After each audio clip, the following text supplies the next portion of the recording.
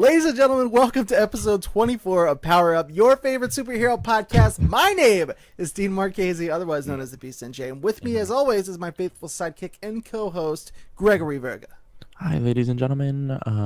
If we are experiencing technical difficulties this episode, just bear with us. Thank you. You can catch your favorite superhero show every Saturday at 10 a.m. on youtube.com/The Level Up Show, level spelled LVL, or become a patron. Support us for just $1 or more. What? $1. That's all. We have a Patreon? We do, and if you support us there, you'll get this show on Tuesday nights instead of Saturdays. That's a whole 5 days earlier. For how much? Just $1 A or more. dollar? If you're feeling generous, help us make our dreams come true. We really want to start pushing our Patreon. We want to do this for a living someday, guys, and you're the way to do that by just $1. Look under your couch cushion every month. You'll find $1. I just did it now. I'm Greg getting just this found episode early. He didn't even move, and he found one. You're welcome. Just saying. It's not that hard. Bang, bang into the room. If you don't want to support us, that's fine. The show is totally free on YouTube for you every Saturdays, as I mentioned. And with that behind us, Greg, would you like to lead the toast this week? Yes. Cheers to all the things that could go wrong in an episode of Power Up. Yeah. And a cheers to all the individuals that support us, even though they don't know the struggles that we go through No. on a daily. Yeah, cheers to that for sure. Yeah. I didn't have any coffee today. I love how we Cheers my both water silently bottle. stare at the camera as we drink. That's my favorite part of Look the cheers. into our souls. Whoa. That escalated so quickly. We're going to start the show today with some TV talk. Some TV talk. What? We're talking about television TV talk. Oh, your favorite superheroes are on television, so we're here to talk about them. That's enough. Okay. All the shows are back. They are indeed. Are you know. excited about it? This is a good time to be alive. It is good. All my favorite shows are back. They all came in the same week, with the exception of Supergirl. Supergirl came last week. I don't know why she premiered earlier than everybody else. I think she has an extra episode. Mm-hmm. Because she got like a random season order after like the pilot and everything. But I'm happy about it. I love me some Supergirl. You do love some Supergirl. Yeah, so let's dive into that one first. So you're Sure. still not caught up, correct? Yeah, I haven't watched any. Okay, so basically to summarize this episode, we finally got some emphasis on her weird toy friend, Toy Man. This is what the villain was called this week. But it turns out, spoiler alert, that, Toy Man is his name. He kills people using children's toys. He's actually like a serial killer, like murderer. It was actually kind of terrifying. And they focused on Win this week, which is her nerdy, like technical friend that has a crush on her. I thought that was cool that they focused on somebody other than Kara or Kat or just somebody that you didn't think would be able to carry an episode, and it turned out to be one of my favorite episodes so far. Win getting the spotlight, it was awesome. Props to Jeremy Jordan as the actor that plays him.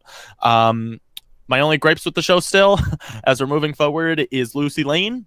Don't know why she's in the show. Don't care about Lois Lane's little sister, because the only Lane we care about is Lois. Yeah, that's really dumb. And then in this episode, I can ask you, even though you're not caught up. Kara at one point gets sucked into quicksand and she can't get out of it.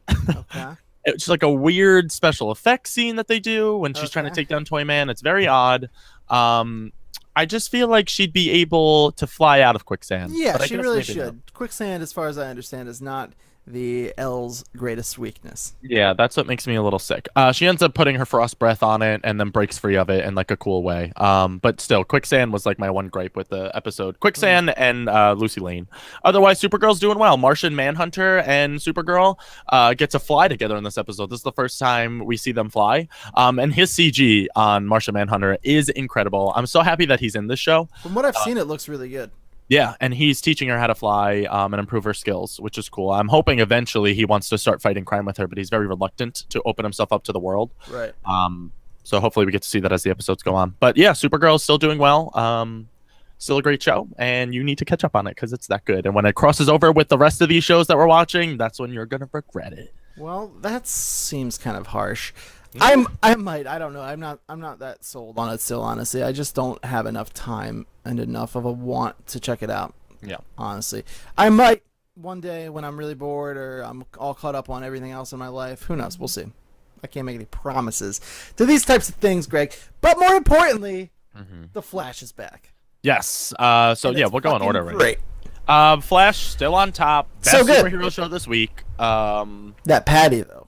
Patty Spigot. Thank you. That That's Patty. my highlight too of this episode. Oh, God. Number one. Love the actress. I need to learn your name. I'm so sorry I don't know your name, ma'am. I will learn it by the next time we do a review for your episode. Number two, number one, the props was to the actress. Her acting ability. She's so witty and charming, and like, oh my God, every scene she's in, she just makes an impact, and it's not as a character that you think should be making an impact on you. You know what I mean? Number two, Patty Spigot is sexy as shit. You know her name is actually Spivot. Oh, I'm sorry. I'm just looking that up right now because I'm looking up the actress. Is it Spigot? Spivot. Spivot with a V? Spivot, yeah. Oh, that's my bad. Ms. I've been calling her Spigot since she premiered on the show. I think I have too. Oh, Spivot. Now I have to change my whole brain. Anyway, Patty Spivot, Spigot, whatever the hell your last name is, you're sexy as shit. Yup. You're probably the hottest female across any of these shows. Yup. And I'm okay with it all. And then in this episode, we got to see almost every single part of this episode hit. We had the West drama with Barry's dad and Wally. I thought that was awesome. The only gripe I have with this episode as a whole is Wally West, the actor that plays him. It's Keon. Yeah, he's a Winston. He's a little off, but I think it's just because he's new to the acting. Is he? Is this the first thing he's done? Do we know? No, he's been in some little stuff, but this is like his first like major role, I think. Yeah, he's okay. And the villain, I actually thought the guy Turtle. I don't know if that's an actual Flash villain from the comics. I thought he was a little bit like whatever. Really? Yeah. I thought he was kind of intimidating, to be honest. Really? Yeah, he was kind of like. I will say the scene at the end where the Flash finally gets a hold of him, he like runs through like the guy slows down time if you haven't seen it. By the way, spoilers for all of these shows. Yeah. He slows down time and like when Barry finally breaks through and he gives him like this sick like hockey check into the wall. I was like, damn, that was pretty cool. I like the that. scene where when he takes Patty captive and then he removes the cloth and it's his fucking wife and she's like in a casket. Yeah. Like that was terrifying to me. Yeah, I was was cool. He was cool. It was just I don't know, maybe I guess they couldn't help it if it was his name in the comics. Yeah. I thought like naming him Turtle. I was like, Yeah. that seems kind of lazy. The name itself was kind of bad. And I like, once again, the Flash is so good at just being so self-aware. There's a point at the beginning of the episode where Cisco's like, I've been tracking this guy. I call him Turtle. And they're all like, why the hell didn't you tell us? And he's like, Reverse Flash. Then there was this guy called Zoom. You guys may have heard of him. I'm like, I love you, Cisco. You're so perfect. Yeah, it's so good. I'm glad it's back. Still my favorite superhero show. Chantel Van Sesten is her name. Of Patty Spivot? If you didn't love her enough already. Ooh, Chantel! Yep. I'm obsessed with her now even more. Me too. I feel it. Arrow also came back. Greg did not feel so hot about Arrow. I actually really enjoyed the episode of Arrow this week. What made you like it? Let's start with the likes first, and then I'll slash this. I really liked Oliver in the episode, and I thought his conflict with Damien Dark really paid off at the end. I thought that whole sequence was really cool. The stuff with Thea is pretty uninteresting, and the stuff with Diggle and his brother I'm already really sick of. But they're doing a better job, I feel like, of making those side threads like less and less more prominent in the episodes. Like I felt like this episode was really about Oliver and Felicity and taking out Dark and like him going far enough, and I enjoyed it, man. I thought the fight sequences were really strong, especially him and Thea teaming up against Anarchy. Anarchy is back. He was whatever. He was cool. But the fight sequence I thought was really cool. And then Oliver just totally at the end when he just like totally drops what he was doing because he sees Damien and he just like runs for him and he beats the shit out of him for a second. Yeah. And then Damien's like Damien throws the arrows and he's like, "Don't you understand?" He's like, "You can't win." And he's like, "You're not going to win. I'm gonna kill you." I thought that was awesome. I really liked the episode, actually. I like Anarchy's fight scenes. I'll give you that. I just feel like he doesn't need to be on the show. Like, Anarchy, he's whatever. I was like, why is this a thing? Ollie's emotional struggles, I'll give you two. Ollie's emotional drama played out so well this episode. Him being reluctant to go see Felicity throughout the whole thing, and everyone's just kind of like, Ollie, like, dude, we know you don't know how to handle your emotions, but we're telling you need to go fucking see your wife. Like, this is a thing that needs to happen. As far as everybody else's emotional drama, though, like, that's what Arrow does so bad. They can't get their side characters right. Diggle's whole dilemma with his brother is so fucking weird. It's nonsense. it doesn't make sense. Right. Every action, 1 second he'll be like, he literally beat his brother, almost killing him, and then the next scene he brings a deck of cards and he's like, we used to play cards together. Come on. I'm like, what the fuck is like, this? I'm not asking you any more questions, John. Yeah. He's like, I'm not here to ask questions. It was very. I'm here to play fucking blackjack. I was like, I love Impression Dean. He's back. And then, as much as I thought the Damien Dark scene was cool, I just feel like for his motives and for as scary and menacing as he is, it just doesn't make sense that he would be like the showdown between them would be postponed. Like when he's holding the arrow, I'm like, just fucking do it. Even the wife, when they're in the limo driving away, is like, you should have just killed the arrow. Which I thought was interesting because they painted this picture that his family was unknowing about like who he really was. When they first like showed his family, his wife and daughter at home, they seemed very innocent and all that, and he came home and you're like, oh, he's a family man, which is interesting. And then it turns out when they're in the limo, his wife's like, you should have killed him right then and there. And then he talks about like all the promises he's made her about a new world and stuff, and I was like, oh shit, she's in on it too, which I thought was actually cool, that plot point. But to your point about him having killed her, yeah, I mean, he did save their lives, and Damien Dark is as honorable a villain as can be, it seems like. I feel like it goes against the villain. But not really, because as soon as they introduced him, they've established that he's not like Anarchy, and I think that's why Anarchy is in the show, to show that. Like you said, he doesn't need to be there, but I do think that that's intentional. I think they put Anarchy in the show to show that Damien's a guy with a code, and he follows it. If they didn't already commit acts with Damien that throw away and like make all, I don't know, I just feel like it's very hypocritical. The one scene we see a couple episodes back with the drone where he literally takes fire on women and children. Like Oliver, there's 7 children that Oliver has to fucking put his body over. Like, that's so fucked up. Totally. And then I'm like, Damien Dark is sick. He can go the distance. And then this time they're just like, listen, you saved my family, I'll let this one go. Like, no, that wouldn't happen. That wouldn't happen. Obviously, we're not going to get the finale, the showdown into the finale. I know that. It's building tension, it's building hype. I just wish that they got either a better villain to contrast Damien Dark, or maybe, like, didn't have Arrow and Damien meet up at the house and have that whole scene play out. That's just my personal opinion. I understand you feeling some kind of way about that, for sure. It's totally justifiable. It is a little inconsistent, but I thought it was interesting. We came down in very different places on the episode. But now let's talk about the newest superhero television show to air, Legends of Tomorrow. I actually just watched it right before we started. It's fresh in my mind. It was pretty good. I was it. pleasantly surprised. I thought it was cool. I think the moments okay, first of all, favorite character on the show. Let's name that right off the bat. Mine is the Atom. The Atom. Okay, I love and I'm intrigued about Rip Hunter. He's this guy who's leading the show. I love the actor. His name is Arthur Darvill, I think it is. He played a character on Doctor Who. So that's probably where my love is coming from, the guy. But he's so mysterious. I don't know if we can trust him yet. Like, everything about this character is very intriguing to me. The fact that he's kind of going against his time masters, I don't know. I'm very, very stoked to see more about him. And I think his interactions with each one of the team members kind of positions him in a point of even higher interest, because like he knows how to handle them all, which is weird. Well, allow me to interject a moment, because I actually, when he first came on, I was like, this guy is a tool bag. Yeah. And then it wasn't until the end of the episode, spoilers again, when you find out that the kid in the beginning that Vandal Savage shoots in the face was his son. Yeah. And then he's holding his son's dead body, and he explains to them like why they were really. First of all, the show moves. It's very fast paced. There's a lot of characters, so that's... which is key. It has to move, but it does take away a little bit from like the emotional conflicts that they try to present, because you can't really get involved because it moves like so quick from beat to beat to beat.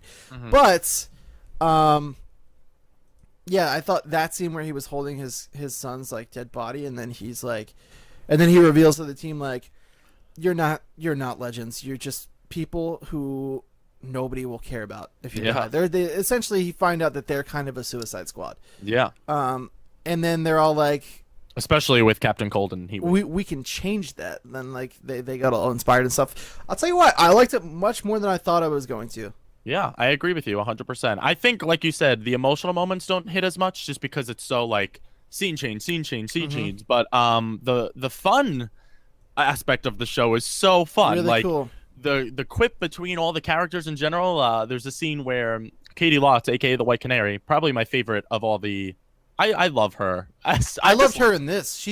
I think you're gonna talk about it right now. I'm gonna wait and see, but with the bar scene. yes. Oh my Yeah. god, dude! What a And great scene. she has a scene where they always do this. They're like, it's a drunk guy at a bar. He's a big biker dude, and he's about to have his way with the girl. Uh-huh. And she's talking to Captain Cold, who Captain Cold surprisingly I liked a lot in this I liked too. him and his brother Heatwave, who kind of plays Yeah. the comic relief, were really funny. So good. And they have this one line where she goes, "Hey Leonard," or no, "Hey Snart, do you want to dance with me?" And he goes, "I don't tango," in his cheesy fucking voice. And then she walks over and she's like, "Fine." She starts dancing by herself. This guy comes over and she goes back to Snart and she's like, "I got this," and beats the shit out of everyone in the bar. Yeah. So good, dude. I So loved that good. because then it's like it shows the dynamic and like kind of who is like buddying up already, and then yeah, when it gets to be too much for her, she looks back and she's like, "I could use a little help now." And then Yes. like he's just waiting there with his shots with a sick smile on his face, Mhm. and as soon as she calls him, he like drops the shots and come over, and they both start oh, what a great and the I fucking think- song, dude, it was so good. Yes, I talk about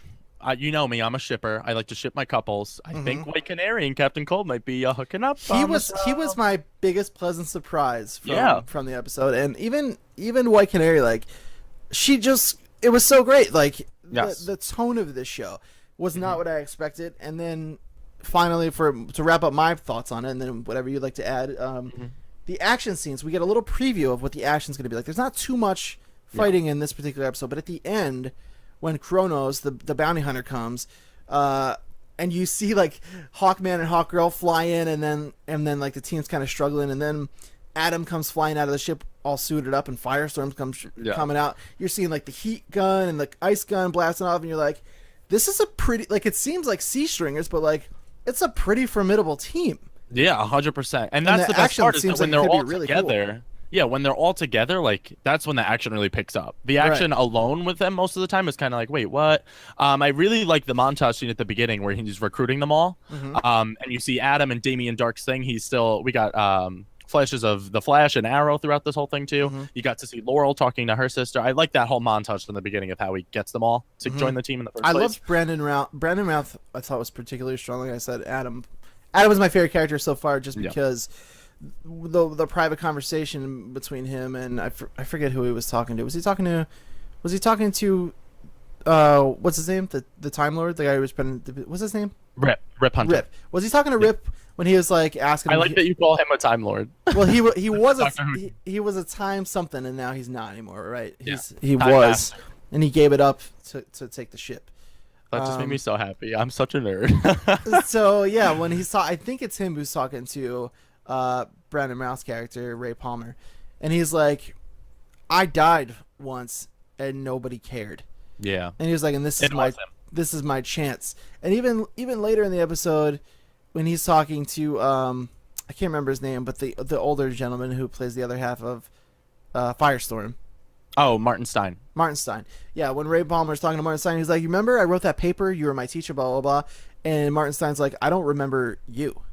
And you get this feeling like he's such a genius. He's a billionaire, but he's a nobody. And like, he wants to do good. He wants to be somebody. And like that thread I thought was really, really cool. And to that point, to play off that, two things. Three things. Sorry, really quick. Three things. Martin Stein and his new, I forget the black kid's name. The other half of Firestorm now. Can't remember. Not Ronnie. The Black Ronnie was what we'll call him for now. That's so racist. I know. But Black Ronnie and Martin Stein have the scene where the whole episode, Black Ronnie does not want to like be in this at all. He's against the team. He got kidnapped to join the team and travel through time. The whole thing. And he has this like analogy where he puts it to his football team, and he's like, when we were out there like fighting together, he's like, that was like when the quarterback throws you, and I hate sports, and he's like, that's like when the quarterback hands the running back the ball, he's going to run for a touchdown, and the rest of the team is tackling, and you feel on top of the world because you know everyone else has got your back. And I thought that moment was so good. That scene, it described the team so well. It described them all so well. Jefferson is his name. Jefferson, thank you. Oh, now I just heard like Stein say it. He's like Jefferson. Come on, yeah, I like pictured it. Number 2, Vandal Savage is so underwhelming. Neil Druckmann, you mean? Literally, dude looks just like Neil Druckmann from Naughty Dog. And that's what I keep seeing in reviews and stuff for the show. He is not menacing. He's not coming across as menacing. No. All of his scenes don't play off like, oh my god, this is the big bad guy we're trying to stop. But that's what he's supposed to be. And it doesn't make sense. Well, we haven't seen much of him in this. We've only seen him from the crossover episode between Arrow and Flash. And in this, we really only get a chance. I mean, he shoots a kid in the face. I thought that was pretty... in that beginning scene, but like I don't think he's meant to be menacing, more as like ruthless, which came across for me. I mean, he kneels down to the kid in the beginning, which turns out to be Rip's son, and is like, your mother was brave, your father was a fool. Which one do you take after? And then the kid spits in his face. Yeah. And he caresses his cheek, and he's like, you must take after your mother. And then he gets up, and like, you think he's gonna let the kid live, and he shoots him in the face. And I was like, oh, that's kind of like fucked. I guess I want him to be more like Damien Dark. Talk about a good villain that they're doing over there. As much as I just got down on him that past episode, like, that's a villain where I see him and I'm like, holy shit, dude. Like, he's terrifying and he's powerful. I guess I just haven't seen like the powerful aspect to Savage to make him as menacing. Right, they're definitely different characters. Where Vandal Savage is more about like, I want to erase the world. Yeah. He's like, I don't want to, like, you know, he doesn't have these grand plans. It's very simple. He's scorned. He had a love. He was scorned by it, and that ruined his life. And now he wants to ruin everyone else's. And that's pretty much. I guess I'm gonna give him a shot. Obviously, this was only the first episode, but I'm excited though. Crossover episodes, I'm excited too. And number 3, this is my third thing. Who would you want to be the leader of this team? I don't know if they're gonna have like a leader. I don't think it's gonna be that kind of scenario, honestly. I feel like they're kind of focusing on Captain Cold being the leader. He has the most scenes. Don't know about that. I either see him or the Atom as like the typical guess. I could see Atom. I don't know. I really don't think they're gonna go that route with this though. It seems like it's very much like we're all the leaders. This is the vibe I got. With a team thing, it's very much a power struggle. Especially because they're all kind of in pairs, and you see on the ship when before they're about to time travel and everything, they're all sitting in the pairs that like they kind of all know, like it's kind of like cliques in high school. So you get like Heatwave, Captain Cold, you get White Canary and the Atom, and they're all kind of talking to each other, and it's like, I don't know like how this plays out. I feel like you're all kind of like the worst people, but you're all kind of cool, and like your B, C team list kind of thing. But yeah, I'm excited. How would you rate the shows? All of them? Week? I don't know. I don't know. I enjoyed them all. The highlight of the week for me, even though Flash was great, was Legends of Tomorrow, just because I wasn't expecting much from it. Yeah. And I was pleasantly surprised by it. Yes. If I had to rate, I'd go Flash, Supergirl, Legends, Arrow. Arrow at the bottom and Flash at the top. Nothing has changed. Yeah, Arrow has its work cut out for it for sure, but the glimpses we're seeing, just to wrap it up here because we have to move on, but the glimpses we're seeing of the future for Arrow seem pretty cool. Especially the graveyard scene and all that. I'm excited to find out what's going on there. The choreography, the fight scenes, I don't know if they got somebody new to do it, but like the last episode before this winter break and now coming back again, like the fights have improved so much. Yeah. I don't know if they're just highlighting the choreography more, but props to them. Agreed. All right, let's get into the news. We're going to try to get through the news somewhat quickly because we have a bunch of questions that we didn't get to answer last week. Indeed, yeah. So some of these, the quicker news stories, I'm just going to run through real quick. Cool. And then some of the meteor ones we'll assess. The meteor.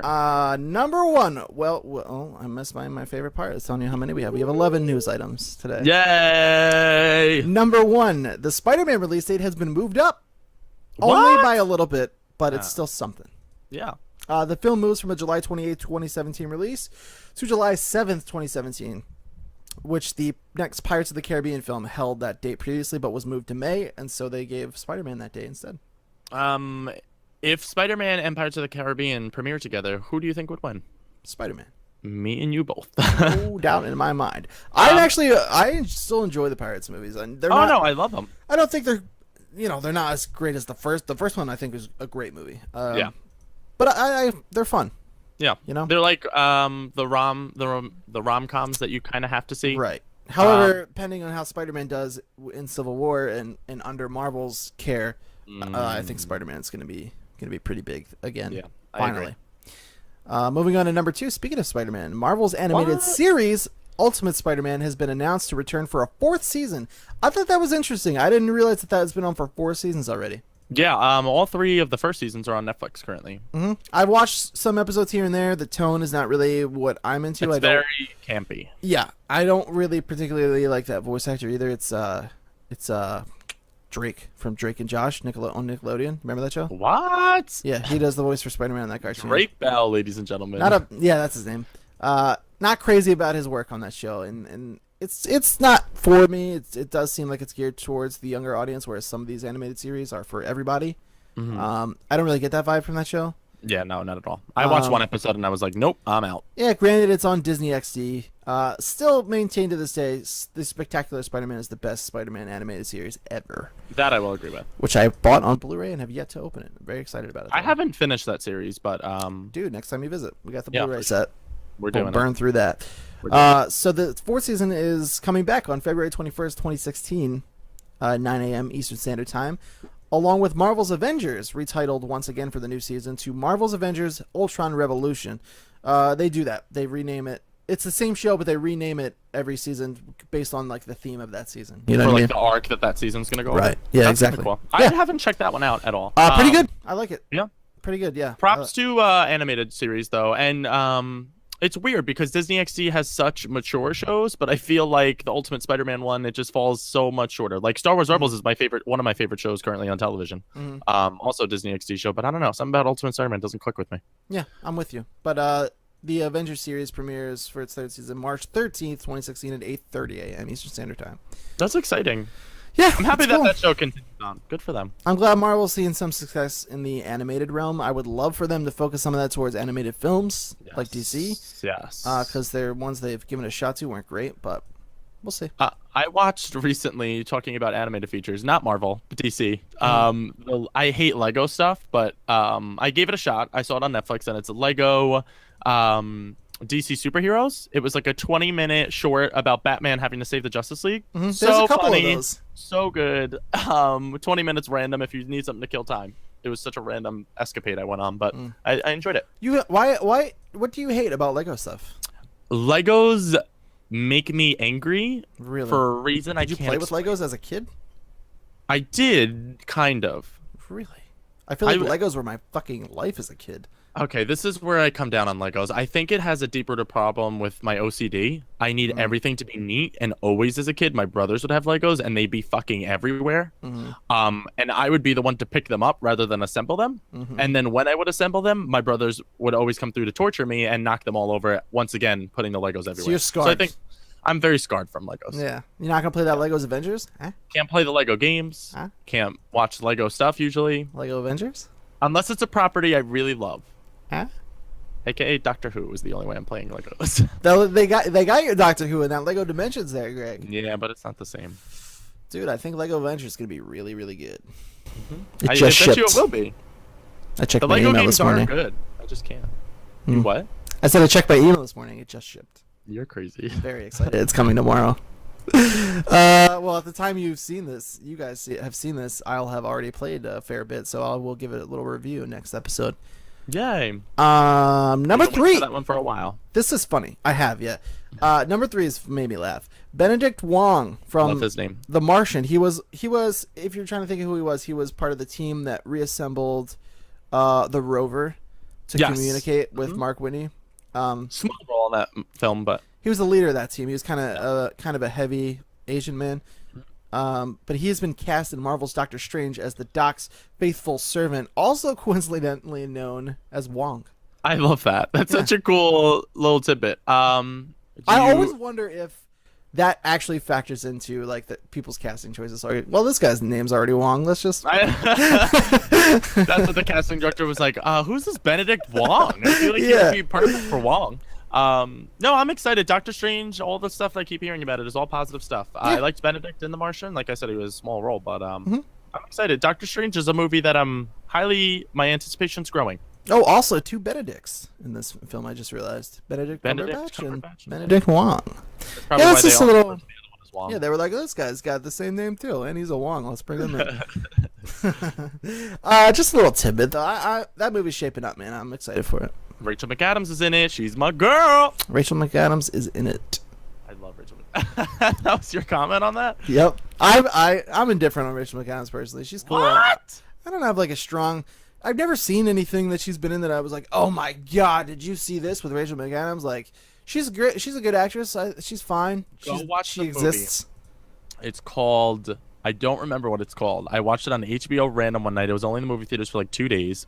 Starring another alum of the superhero realm, Gary Oldman, who played Alfred in Christopher Nolan's Dark Knight trilogy. He plays this dad who has the ability to time travel. Okay. And he passes it on genetically to all the men in his family. So he passes it on to his son, and then the son is a nobody actor. He meets Rachel McAdams at a random pub in London, and then he fucks up the relationship with her, so he goes to travel back through time to fall in love with her. Such a good movie. Feel good film. Rachel McAdams is awesome in it. What a good movie that was. I forget what it's called, but it's such a good movie. Yeah, she's okay. I love Rachel McAdams, and she's sexy as shit. She doesn't really do anything for me. What? I'm just saying. Just being honest with you here. I can't right now. Just move on. Number 4. Steven Rogers is returning as Captain America in the comics. What? Yep, that's what I'm talking about. Sam Wilson, however, will remain Captain America. So there will be 2 Captain Americas, which I think is kind of weird. Yeah. Sam Wilson will be remaining Captain America, continuing his missions as Steve focuses on his own missions, taking on the newly reformed Hydra. I kind of hate this, only because it's kind of weird. I feel like, number 1, it's weird, or number 2, like, give Sam Wilson a chance. Like, oh, really? Nobody really likes him, I feel like. Yeah, that's because he's not Captain America and Steve Rogers is. Well, so yeah, I get that, but like Sam Wilson. Other characters are taking over other roles. You know what I mean? Like, yeah, they shouldn't. But like Lady Thor, I think is doing pretty well now in the comics. Fuck Lady Thor, man. Give the Odin son back his hammer. That's a sexist statement, Dean. Yeah, you know what? I don't give a fuck. When I think of the Avengers, I want them to be who they are. Steve is Cap. Yeah. Thor is Thor. Stop fucking with it. You want to make other characters out of Jane Foster and Sam Wilson? That's fine. Let them be who they are. You know what I mean? Let Jane Foster be like turn her into some other superhero. Let Sam Wilson be the goddamn Falcon. What's wrong with being the Falcon? That statement I completely agree with, but at the same time, they committed to this strand of issues, and now they're just like, so this isn't working out. Well, we're going to continue that on the side, but now here comes Steve. Like, I don't know if that is the case though, because I haven't been reading. So I haven't read any of the new Avengers, but like this just seems very odd. Well, there might be a reason. There might be I don't know what happened to Cap first of all, and I don't know what's going on with Sam. So like it's hard. I can't say I don't know what the reason is for it, but he is coming back. His uniform's pretty cool. I don't have a shot of it here, but look it up. It's pretty cool. It's very reminiscent of his uniform in Age of Ultron. Yeah, cool. Yeah, Steve. I was excited to have some comics news though for you. Yeah, Steve is always my Cap. Yeah, will always be my Cap. Ride or die with Mr. Steve. Number 5. Speaking of, another one. Speaking of Captain America, Disney Infinity's 3.0's new Marvel Battlegrounds playset has been given a March 15th, 2016 release date. What? The playset will include the game piece as well as the new Captain America figure, modeled after the Captain America in Age of Ultron. So he's got that uniform. We did, yeah. That's why I didn't put it in again. Yeah. We showed it off. I don't remember what episode, but yeah. Dude, I gotta say, those Disney Infinity, just as figures themselves, especially the Star Wars ones, they're very appealing to me. The Ahsoka Tano one and all the new Rebels ones that they just released, with like the Bounty Hunter and stuff. Sabine, you may know her as. I have her right here. I'm looking at her. They're all very, very pretty, I must say. Sabine's I would cool. like them to do like upscale figures, like full. Whoever does the Disney Infinity, I would like big ones, like full displayed one. That'd be cool. Yes. Good call.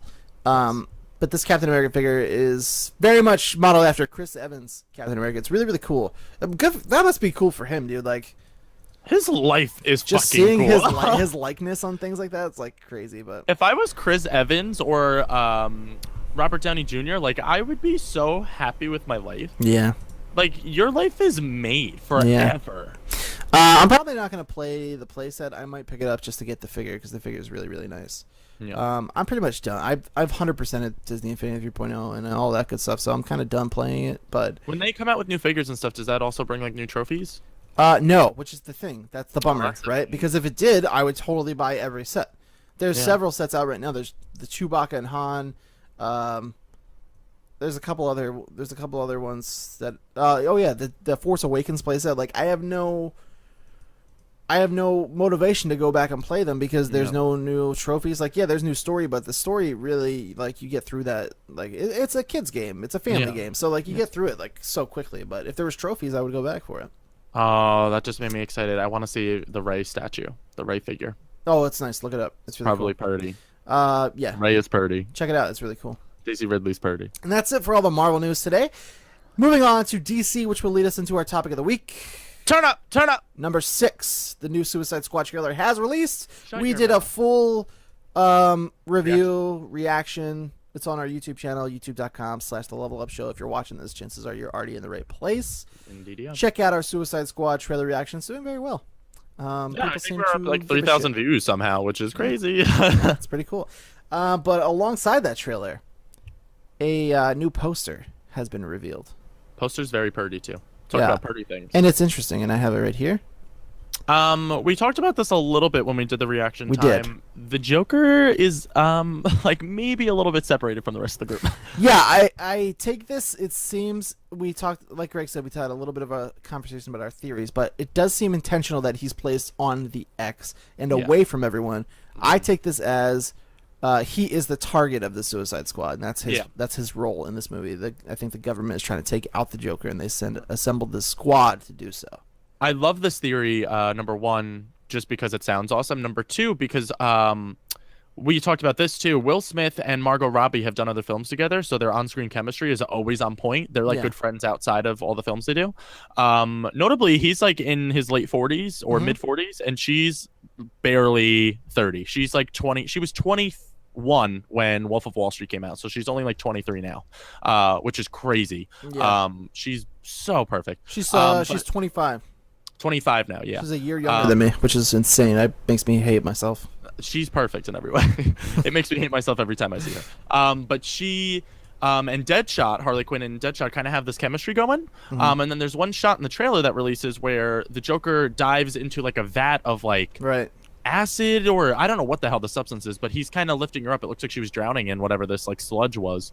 So I'm thinking that that's what's going to make her full-on Harley Mr. J. Yep. I hope that's what happens. Yeah, I think he's going to have a rare moment where he kind of sacrifices himself to get her out for whatever reason. Maybe he's attached, even though he's very abusive in the comics to Harley. I don't know what kind of relationship we're going to see between them. But yeah, Will Smith has commented in the past that there is a little bit of a love triangle situation going on between him, Harley, and Joker. And I think that's what's going to ultimately break her away from Deadshot.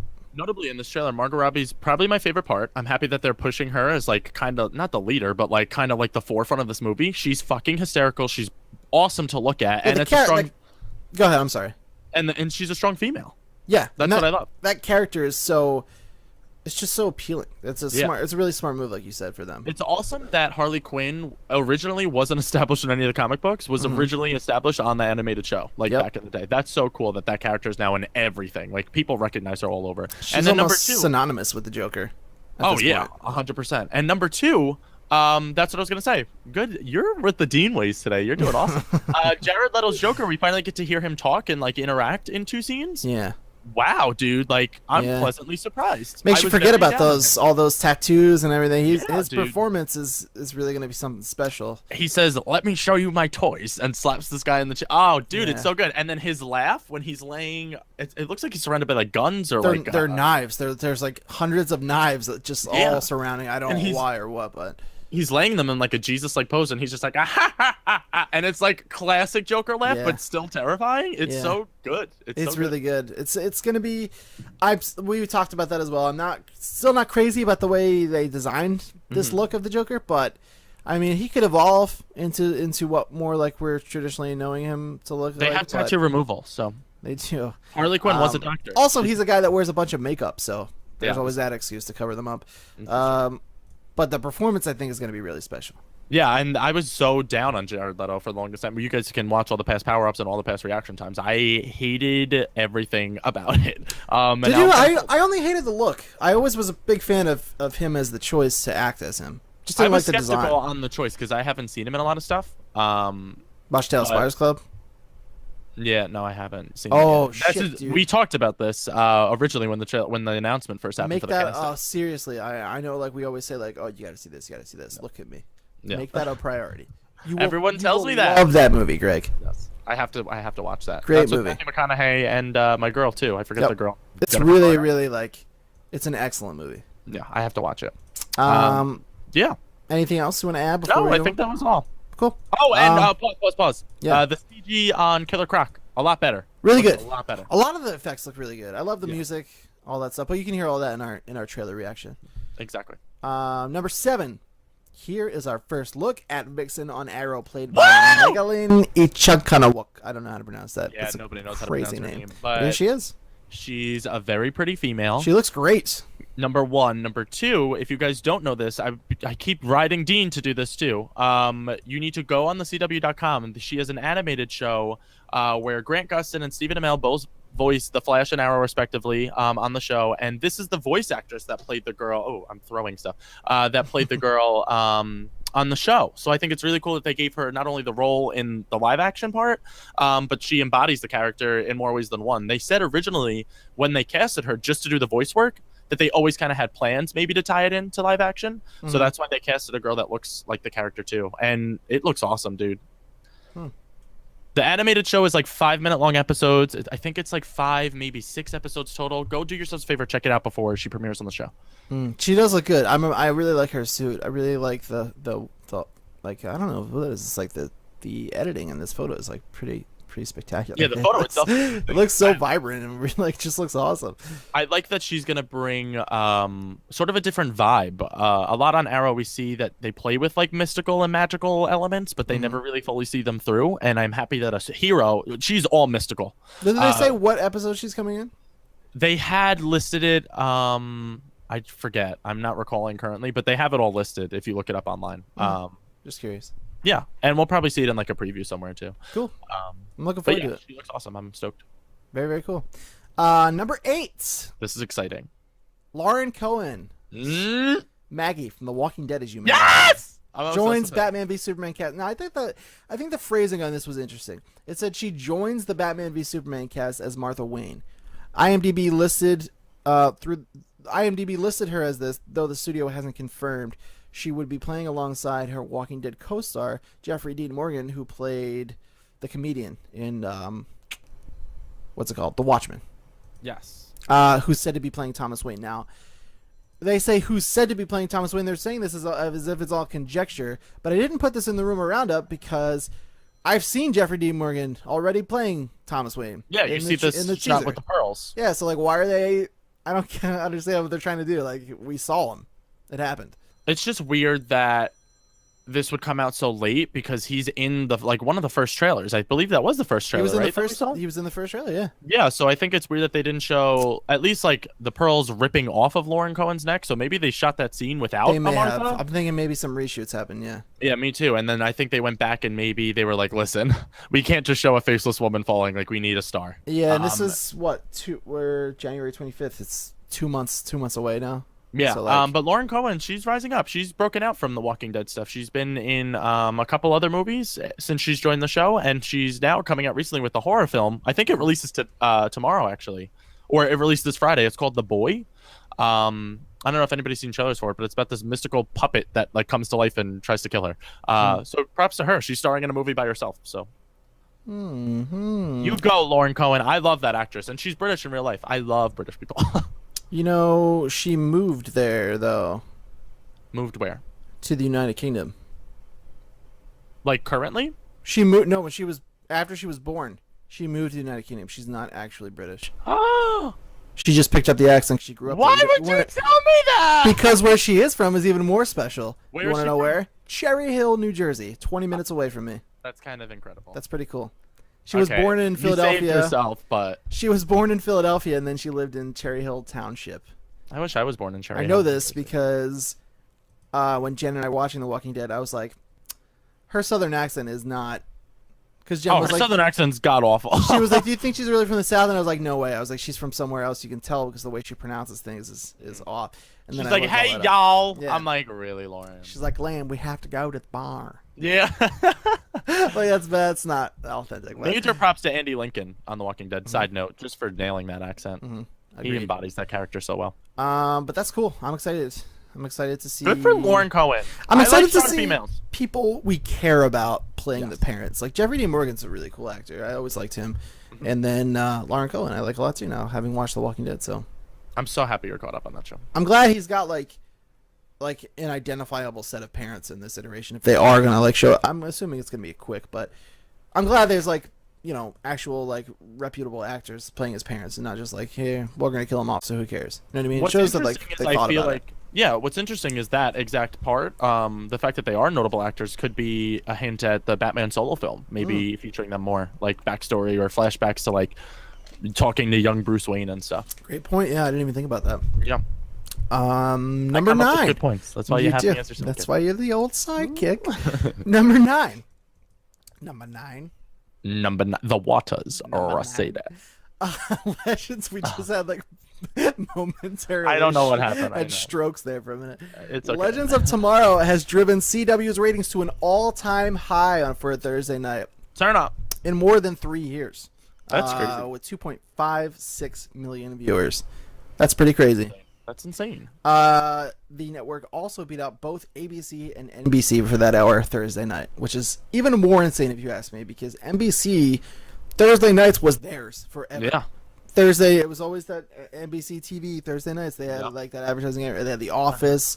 What else? They had like a shit ton of like great shows on Thursday night. They feature a Parks lot and of Rec was originally comedies. on there. Yeah, Parks and Rec was on there. But that's what I was just gonna say. Their comedies always won Thursday nights. There was like no network that could beat it. So that's there was awesome. a good like four years or so where like Thursday nights on NBC was like what everyone watched for like a good like 3 hours. There was solid shows on.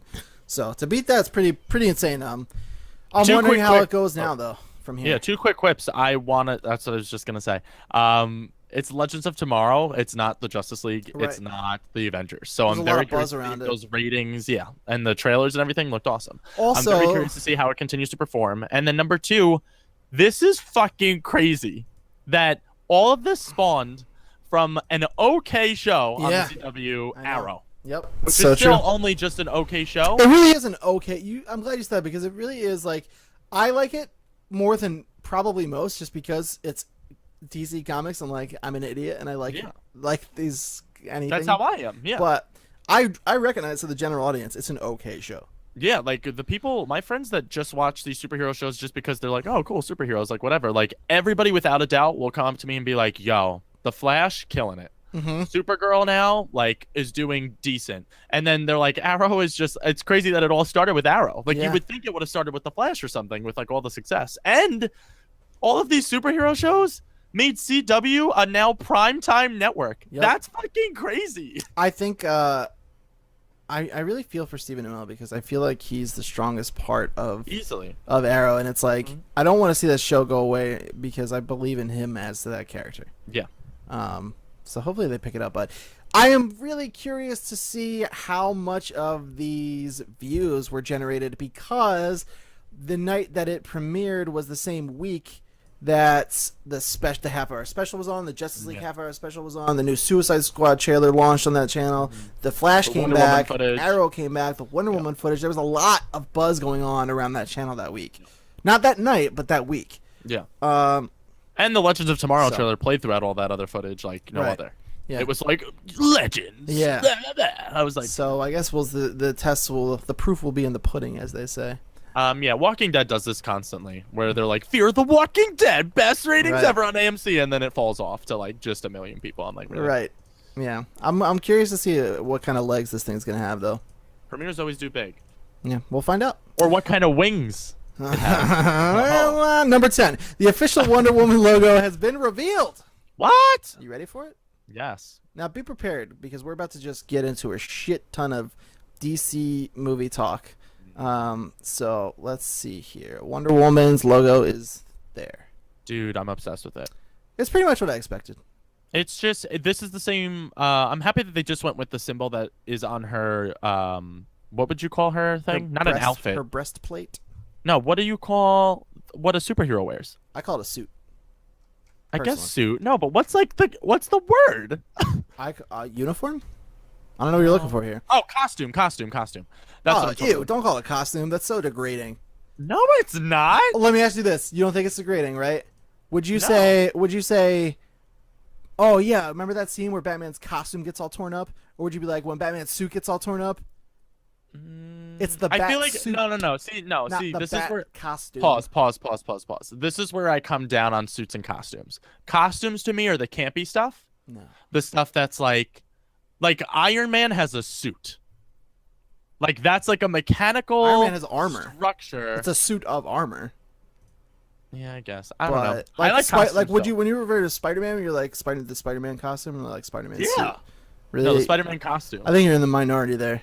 Really? I really do. I've never heard that. The Spider-Man costume. You know who I've heard say that? Yeah. Like moms and shit who like don't know about that stuff, and they're like, "Oh yeah, that's the Spider-Man costume." Yeah. No, I feel like the Spider. Why is she friend Joshua? I don't know. Aren't all moms? Yeah, this is true. In my impressions of them, yes. No, I don't know. I feel like I would call it a costume. For Send Wonder off in Woman. the comments, costume or suit. We wouldn't know. Yeah. I don't have a preference either way. Like I know. like I'm suit, too, curious as to a see what the thing. audience says, but I've always said suit because of that reason. Though I consciously feel like costume is like, oh, it's just a silly superhero costume. No, I don't mean it to be like degrading it. I at don't all, think but you that's- mean it yeah. that way. Yeah. That's just the way my ears pick it up. Oh. But when I hear Yeah, but that's suit, what I was I'm gonna like, say, though, is he the- wears a fucking suit. That's the thing too. Is I feel like it's weird for women to be, especially women, to have theirs called suits. Like the Black Canary suit doesn't sound right, or like the Wonder Woman suit. That doesn't sound right to me. I feel like I associate suit more with men than I do females. Well, that seems I'm not saying you're trying to be sexist. It just sounds sexist. I know I'm digging a terrible grave for myself here. A little bit. But I'm saying costume, the Wonder Woman costume with the logo on it. I like that. That's what I was gonna say. Is that it's on the breastplate? Like it's as simple as that, and that's the logo for the movie. That's so cool. Yeah, and there it is again, just real quick. It's cool. It's what I expected, pretty much, but I like it. Yeah. And alongside of that, Wait, question with hit this debacle. me. Yeah. Daredevil, the black costume Mhm. in Marvel Netflix's Daredevil. What do you call? I call this the red, like armor that he puts on a suit. I would call it his suit either way. But the black original, which is the bandana and the thing, I would call that a costume. Yeah, it's still a suit to me. What? It wasn't as good, but it was his suit. It was the only suit he had until he was able to get his official. Okay. Let me try one more. It's In not gonna change. Tobey Spoiler alert. Maguire's Sam Raimi Spider-Man. Yeah, same the deal. First one. This is a Spider-Man suit. What, Yeah. the wrestling man? What? That's Yeah. a costume. Always. No. I'm not okay. I'm giving up. Just keep going. Listen, here's the thing. Here's what makes it a suit, okay?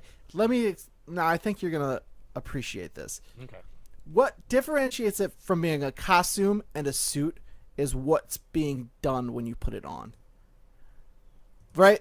Like when the kid, in The Amazing Spider-Man 2, okay? Okay. The little kid who Spider-Man walks home from school after the bullies are picking on him. And then at the end, the kid walks out in the street in front of the Rhino and all that.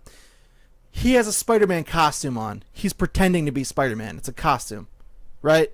Oh, so you associate it more with like Halloween, If you're putting this, like if you're, dressing up. that's what it is. Yeah, you're dressing up. If you're not doing anything with it, then it's a costume. You're playing make-believe.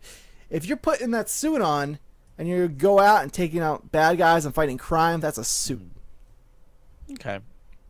That's the differentiating factor. I did appreciate that. You were right, but I don't know. I like the word costume. Well, you're the fucking worst. Additionally, with the Wonder Woman logo, we've gotten a release date for the film. We think about Yay, that. that's exciting. June I'm very 23rd, stoked for that. 2017, just before it's the kinda Justice soon. League. I was just gonna say, it's right Which we'll before get Justice to. League. It's Yeah. very, very soon, which is very, very cool. I'm excited for this movie. I think it's so cool. Like I said, we love, or Greg loves. I think I can say we at this point. We love strong females. Oh, yeah. You can say we. I'm with you on that. I love strong females. I'm happy that there's a female directing this movie. As far as all the information goes, I'm shocked that it's only like 2-3 months in development and production, and it's like this far ahead. We saw a Did not little bit expect of footage. We saw her riding the horse, the World Lot War of One horses. stuff, some cool fighting scenes, just a little bit. A little preview. I'm excited we saw anything, though. Wonder Woman does fly, She does. so I'm shocked that we have yet to see that. It'll happen. I'm telling you right now. I don't know if it's gonna be like a big moment because like for Superman's first flight, like that's a big deal. Yeah. Like I don't know what Wonder Woman's big deal is as far as her powers go. Like are they gonna be campy and keep like the amazing stainless steel fisticuffs? Are they gonna Right. keep the lasso of truth? Like what's her big power? I think we'll don't see really her know. fly in Batman v Superman, honestly, and then I think maybe if they're gonna do it in the Wonder Woman movie, I think they're gonna make as big of a deal out of it because we've already seen her do it at that point. But the Wonder Woman movie is a prequel to Batman v Superman, This is true. so Yeah, I'm very excited to see. Wonder Woman's still kind of a mystery to me. the whole thing's a little messy, and we'll get Yeah. to that because that is my topic of the week this week's. Little spoiler for you there, but moving on to the final story of the week. First official concept art of the Justice League has been released. The concept art gives us our first looks at the Flash and Cyborg. Let's check it out, Greg. And I took the liberty of actually getting a couple more screen grabs from a video this morning. I love that Cyborg's featured. Cyborg looks cool. I'm upset Green Lantern isn't in here because Me too. in every iteration of the Justice League, no matter what animated film, comic, Cyborg is like the Justice League's like trainee, I guess you could call him. He's never officially part of the Justice League until like he proves himself. So I find it weird that Green Lantern isn't on here. He's younger, that's the thing. But it seems like this iteration of the Flash is going to be a little bit younger as well. Yeah, so maybe like they're just I don't know. I'm excited for sure. I really like this image. This image gives me it's the cool. feels. It's really cool to see them all and what it's going to be like, all lined up together and everything. I really like Aquaman's look. Yes, Aquaman I looks think really cool. Aquaman looks dark and gritty and A not lot of in an people- orange jumpsuit. Yeah, totally. And a lot of people have referenced the Flash looking like the DC Universe Online trailer where he's wearing the pseudo armor. Totally Yeah, does. Very looks a much. lot like him. I never played the game, but very much Injustice: Gods Among Us. Very technical suit, and we reported on that a couple episodes back that his suit he's going to be a lot more technical rather than. Injustice is a good game, dude. Just Yeah, check I it know. out. I don't like fighting games though, so Me neither. But it's fucking DC, so I played that shit. this is true. And then I took the liberty of getting a couple of screen grabs from one of the videos this morning, and it gives us a little bit of a better look at the Flash here. Ooh, Pretty cool. that's exciting. It's looking pretty good. Ezra Miller is playing him. I recently watched The Perks of Being a Wallflower, which he played in Great that. film, great film, great. Pretty film. good. Pretty Emma good. Watson's in that. I love her. Yeah, there was a story actually. I didn't choose to write about it because I thought it was more like drama within the industry really than news. But it was all about how Grant Gustin totally supports Ezra Miller playing I the read Flash that, too. because a lot of people were assuming like he was wasn't. mad. He was mad about it because he had favorited some tweets of fans being like, "You should play the Flash in the movies," but like he's just favoriting them because like he's like, "Thanks for supporting me." Like, yeah, that's great, but like. People misconstrued the whole thing, but it was stupid. Originally, when this was announced, I was very, very upset because it's like, why not merge all these successful people that you have out there? And Grant Gustin and Stephen Amell, I think, could hold their own with the rest of the actors up there. Like, I feel like Grant Gustin could do a scene with Ben Affleck, and that would make sense to me. Yeah, totally. Especially because now they proved their chops are carrying the show and these heroes for so long. But now I've realized like there can be two Flashes. I don't know if any of us have read comic books, but like. There's a lot of iterations on characters. There's a lot of different people who play those characters. It's a normal thing. So I don't know why I was so up in arms. I get it. I'm still up in Grant arms. Gustin too. I get it. Yeah, I get it. I get there can be two Flashes. I just think it's stupid. Oh, They've established this guy. He's well liked by everyone. The universe is already built on the television. Like, to not use your assets that you're spending time and effort and money into developing, it's just it's stupid. I'll never not think that. I'm sure this kid will probably do a fine job. I'm gonna enjoy the movie. I'm gonna enjoy seeing another Flash with a bigger budget. I'm sure that'll be really exciting to see what they can do with the Flash with a big budget like that. But I still think it's dumb, honestly. I think it's dumb too. I do I have was just one saying more. I can accept it now. I was so like originally like this is dumb. I hate this. Blah blah blah. I still think that, but now I've accepted Ezra Miller. Like I didn't even want to see him as the Flash. Now I'm like. I'll watch the movie. I'll accept you as my second Flash. But Grant Gustin's my number one. And I have one final screen grab here of Cyborg, which I thought was really cool looking. Cyborg is such an interesting character, and I'm happy that he's going to be featured in these movies. Yeah. This is cool. I thought this was really cool concept art of his transformation. Oh my God, it's the best. He is originally a member of Teen Titans, and they dive into his backstory where he's just a normal teenage kid. He gets mutilated. I believe it's a fire. And he tries to be like a heroic like person and like save someone from the fire. It burns his body so bad, almost to the point of like Darth Vader, where they have to give him a suit in order for him to like sustain himself and live. Yeah, I could see that being the case. Yeah, I think that's what happens in like the animated series. Oh, for real? Yeah, I think. Well, look at that. Not sure. But that's all the news we have for you guys today. Yeah. And we did not take briefly like we said we were going to. So let's try to get through the topic of the week a little bit. You know what? Why don't I save... Should we save the topic of the week and do the questions? Yeah, because we do have a lot of them. It's up to you. We could just prolong it till next power up. Yeah, but we did tell them we would get to their questions this week. I feel like we should do that. Okay, yeah. Right, so let's do the questions. We'll save my topic of the week. We didn't do any last week, right? We did none. No. Okay, yeah. So we'll save my topic of the week for next week's show, and then I like your topic too. Let's do. Yeah, we'll definitely do it. We'll come back. We'll come back. It sucks because it would have flowed well after all that news, but it'll be good. We'll be fine. We'll do the questions this week. We'll figure it out. Alrighty, so first up, from episode 22, we asked you when we did the little blurb about sending us your questions. You can do so by sending them to powerup@thelevelupnetwork.com, spelled exactly as it sounds. Titled, I said to title it, I don't know, Greg looks Jewish today. So Rick, GFN2112, titled this, Greg looks Jewish today. I appreciate that. Like that He said, I sent in quite a few questions since viewers haven't been sending any lately, and he's right, guys. Please send us anything, feedback, comments, concerns, questions. So he says, number one, he has a list of them here. We're going to go one by one. Okay. Number one, what is the one superhero movie you feel does not get enough appreciation? For him, he would have to say Watchmen. That's a very good pick, Rick. That's a good answer. For me, personally, I just watched it. I don't know if you can technically call him a superhero, but like this is a movie that I feel like it's not canon just because it's such a random out there one, but Constantine with Keanu Reeves. Constantine's a great one. I really, really like that movie. I really, really like that character, and I'm not a very religious person, but playing off the religious themes with the superhero, I think is such a cool story. We got to see a little bit of Constantine as the show that got canceled, God rest its soul, and then a little bit on Arrow too. I really like that guy as a superhero, Constantine. He's very mystical. He's very cool. And that movie for me, awesome cast too. Really Constantine, good film. Constantine was a good movie. I actually watched that pretty recently. It's on Netflix if you guys want to check it out, but very underappreciated in my opinion. What about you, sir? Let me look here. my heart immediately goes to The Amazing Spider-Man, the first one. With Andrew Garfield. Yes. You think like a lot of underappreciated? people? Yeah, I feel like a lot of those movies get a lot of hate. The second one, sad. I love them. The second one, I understand why, because the whole Electro thing kind of had the story fall apart. But yeah, The Amazing Spider-Man really doesn't get a lot of credit. It's not, people don't really feel like it's what they wanted. How could we ever forget the Spider-Man, the most pimp move ever, Andrew Garfield and Emma Stone, which now they're dating in real life. That makes me so happy. When he webs her and spins her around into the kiss, stop. It's pretty good. Awesome. That's awesome. Amazing Spider-Man, I feel like would be one. Also, I feel like Man of Steel, people like just shit on. It's very, there's very divided line between that movie. People either love it or hate it.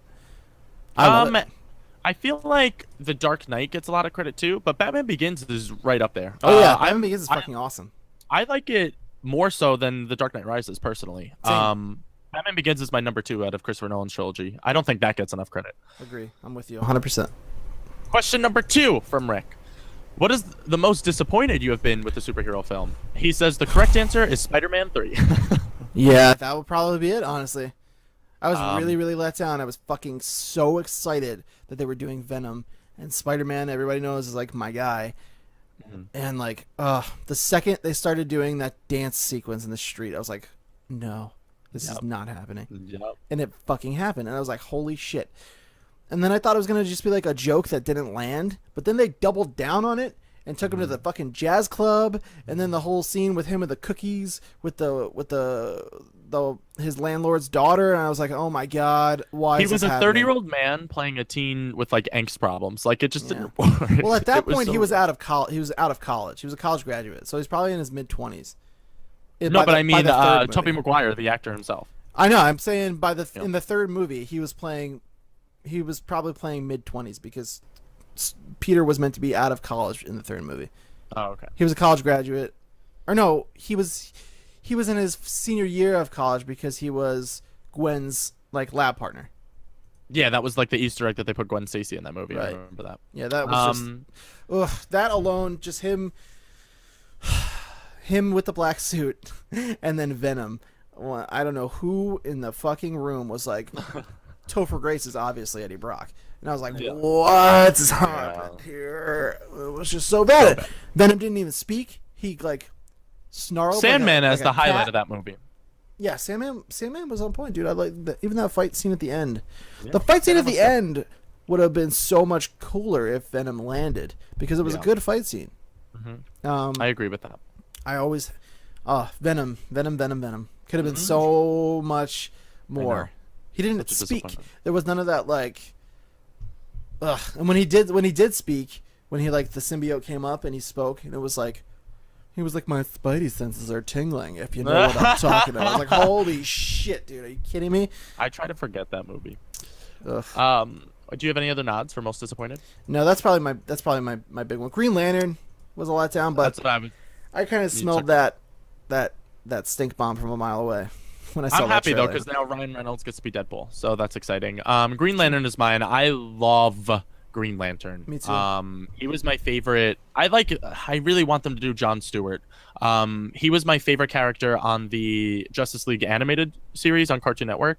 That then turned into Justice League Unlimited. His whole relationship with Hawkgirl, his powers, Jon Stewart as a character coming from like the projects and becoming a superhero. It's such a cool, uplifting story rather than being like the best guy in the Air Force. And like, I just think Jon Stewart's so much more relatable, like coming from nothing. Yeah. So Green Lantern was definitely a disappointment for me. The Dark Knight Rises, I was very disappointed with. I was pretty disappointed with that myself.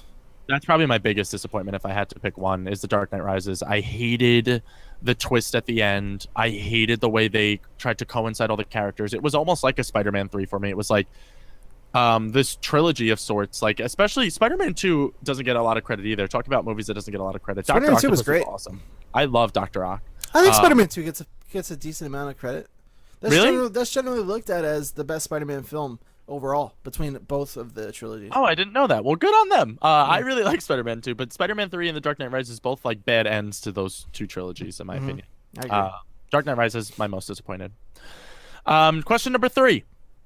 What is one obscure / lesser known comic book character that you'd like to see in live action? He says, I have a few, with all of them being Spider-Man villains, including Mysterio, Kraven, and Morbius. Just character in general, then. Doesn't have to be hero. Yes. Just a character we want to see appear in one of the movies. Correct. Gotcha. Live action adaptation. Gotcha. Yeah, Morbius would be a big one for me. I mentioned that a few times on the show here.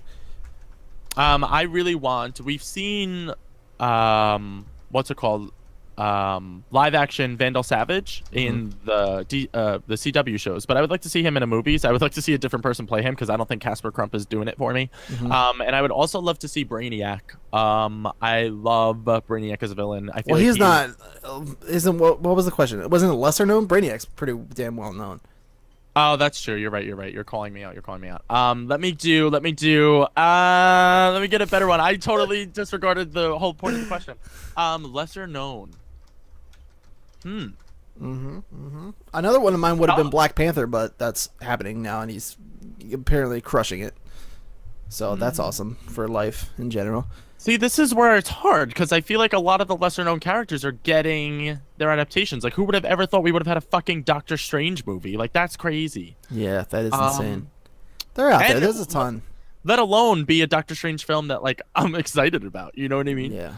Moon Knight. I would really like to see a Moon Knight live action adaptation. That's the black and white, right? Yes. Yes, I like Moon Knight. I'm trying to think. Yeah, there's of, a lot of them that have already happened. Ant-Man would be one of mine. Black Panther would have been one of mine. I don't know. MODOK. I would like to see MODOK. Are you familiar with MODOK? No, not at all. Really? Yeah. Dude, MODOK is like this stupid fat supercomputer. He's like stuck in a wheelchair, but he flies around. He's just a giant face. He's a part of AIM, and he's just like a killing system, pretty much. He's like a man that's like emblazed in this like machine. And he's like, I'm gonna get a picture for you. I'm gonna pull him into the show for us because it's fucking amazing. That I'm excited about. I would have to pick either. I feel like Talia Al Ghul doesn't get a lot of credit. I feel like she's lesser known. We've had a live adaptation of her though. Yeah, but I hated it. I hated it too. But... I hated it so much, and I feel like Talia and Bruce's story is like such a cool story that they could explore. Doctor Strange, is he?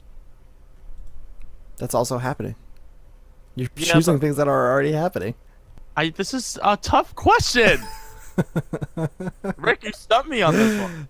All right, get ready. Is Spider-Gwen lesser known? Yeah.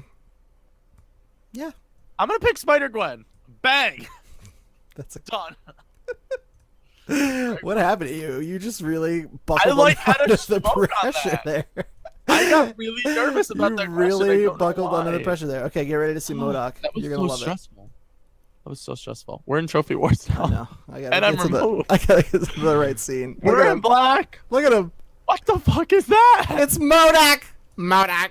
That's how he speaks. Oh my god, he looks like a villain that would appear on Doctor Who. Yeah, he's a Marvel villain. He was created by AIM.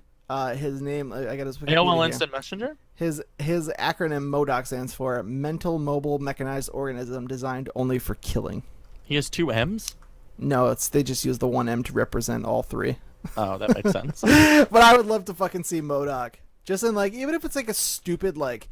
I want to see Danny DeVito play him. Like, yes. Even if it's just like a Howard the Duck, like a quick little thing at the end of something, I would like to see MODOK. That's awesome. Those are my answers. You did that because that made it worth it. Wow, that question really made me nervous. I don't know why. I turned as red as my headphones. You really buckled under the pressure there. Next question. Question number 4. If you could make any comic book movie based on any character and in any genre, what would it be? Who would star in the leading role? He says for him, easy, a horror film built around Carnage, both before and after the symbiote. Cletus Cassidy was a serial killer, and he said he'd have Michael C. Hall, the star of Dexter, play him. All good. That sounds all amazing, Rick. I'm going, for me personally, I want Batgirl the movie and come back to me on an actress because I don't know who I would want to play her yet. Well, what could you say the question again, please? You need a comic book movie, any character, any genre, and who would star. I feel like we've kind of covered that already. We've talked about that multiple times. This is true. Our dream castings and this and that. You know what I mean? Yeah, we've just done it like broken up rather than all at once. Yeah. Mine's Batgirl. I want it to be dark and gritty. Christopher Nolan can direct it and give me some hot female to star in it. It's pretty good. Oh, the girl from Once Upon a Time. She played Elsa, and she was also in Fringe. She's blonde. Yeah, I've seen her. But they can dye her hair. I like her. That's cool. Okay, number 5. What is one series / run of comics you would recommend to read? He says he would say the 2012 to 2015 run of Deadpool. No surprise there, Rick. A lot of people will probably gain interest after the movie, and this is a good place to start. Great story and great writing. Hold on. I haven't answered the last question. I don't want to not answer it, even though we've already kind of answered it. Nova would be my character. Ooh, that's a good one. And a big open space kind of thriller like Interstellar would be the genre. Ooh, Dino. And I would also like Christopher Nolan attached as the director. Yeah. Okay. I could see James Cameron doing a good Nova too. Didn't we? Who did I pick him for last week? I picked up James Cameron for something. Remember? Oh yeah, when we did my we did do that last week, didn't we? I think we incidentally answered his question from your topic of the week last week. God bless us. We're good people. Oh yeah, we're great. So back to question number 5, the series or run of comics. I really recommend, I don't know the run itself, but I recently got into with Jessica Jones on Netflix. The comic book is called Alias. Any of those issues I've been reading. That's like the most recent comic book I've been reading. Phenomenal. I was happy to find out that Captain Marvel, aka Carol Danvers, or Danvers? I get them confused because Supergirl is Danvers. I think it's Carol. Like I think it's Danvers. I think it's Carol. Okay, so she is Jessica Jones's best friend, not Trish, aka Hellcat. So I thought that was a little cool thing that they switched that in the show. Yeah. What about you? Any comic book runs? Yeah, I often recommend when asked this question, Injustice, which is spun off of the video game, the DC video game. The comic book series is actually really strong. Right? Yeah, very, very good. It's a really strong series. It's 99 cents an issue. That's awesome. They're short issues, but there's a lot of them out now to where like it's a pretty meaty read if you chose to. Yeah. Also, always highly recommend Scott Snyder's Batman New 52 series. Is so the writing is just amazing. Yeah, I agree with that. That's it. Court of Owls was the most recent one I read. Fucking I awesome. finished Court of Owls. I am on House of Owls finally. Ooh. Yeah, I haven't had a lot of time for reading comics. I wish I had other recommendations, but those Same. have been the same groups of comics I've been on for a while now. I want to get back into them. Me too. And Rick's last question. Sorry in advance, Greg. Great. I'm so nervous. He put enter. Choose one, a Spider-Gwen movie or a Batman Beyond movie live action. You son of a bitch, Rick. I refuse to make that brutal choice myself, he says, but we'll stand by what you two say. Even he didn't pick an answer. How is this fair?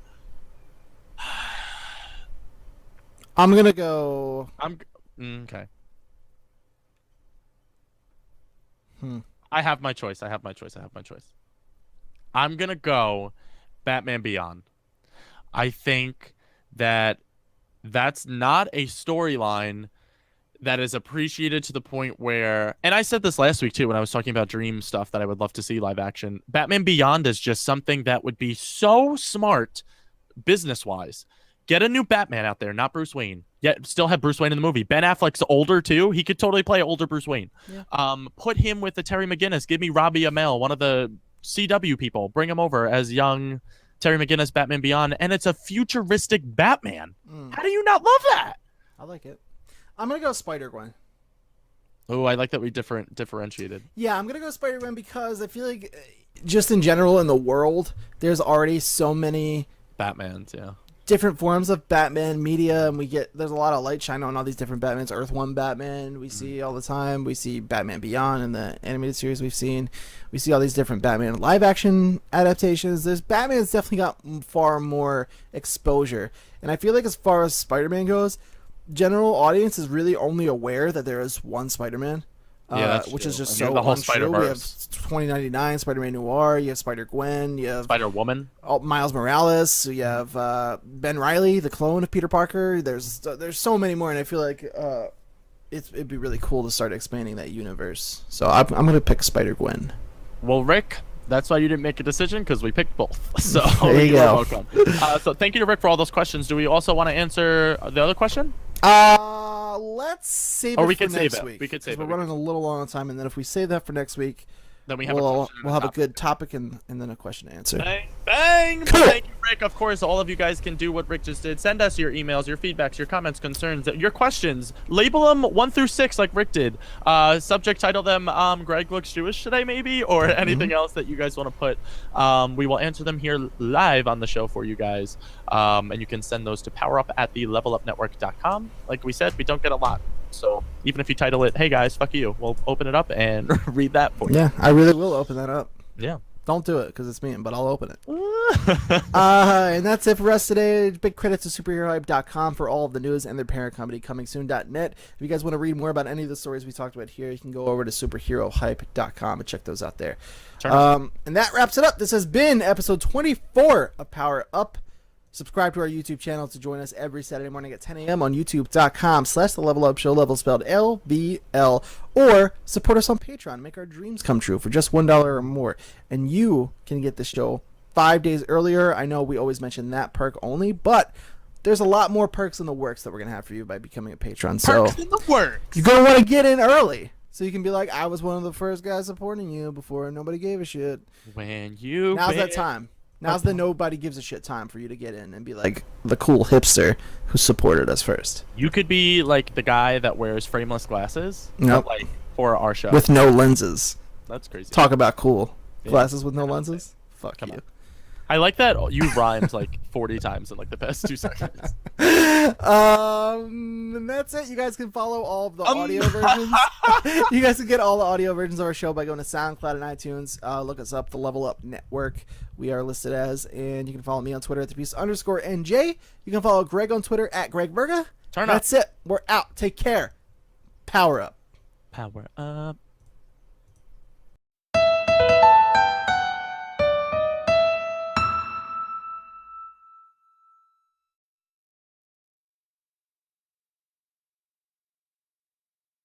Yeah. Great, because I fucking hate my computer. I hate Windows 10, and I hate your PlayStation Vita just for you.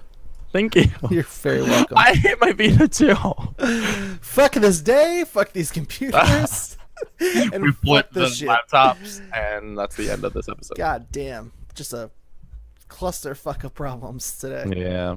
Holy shit. I feel like the word clusterfuck isn't used often enough. It's a good word. I agree with you.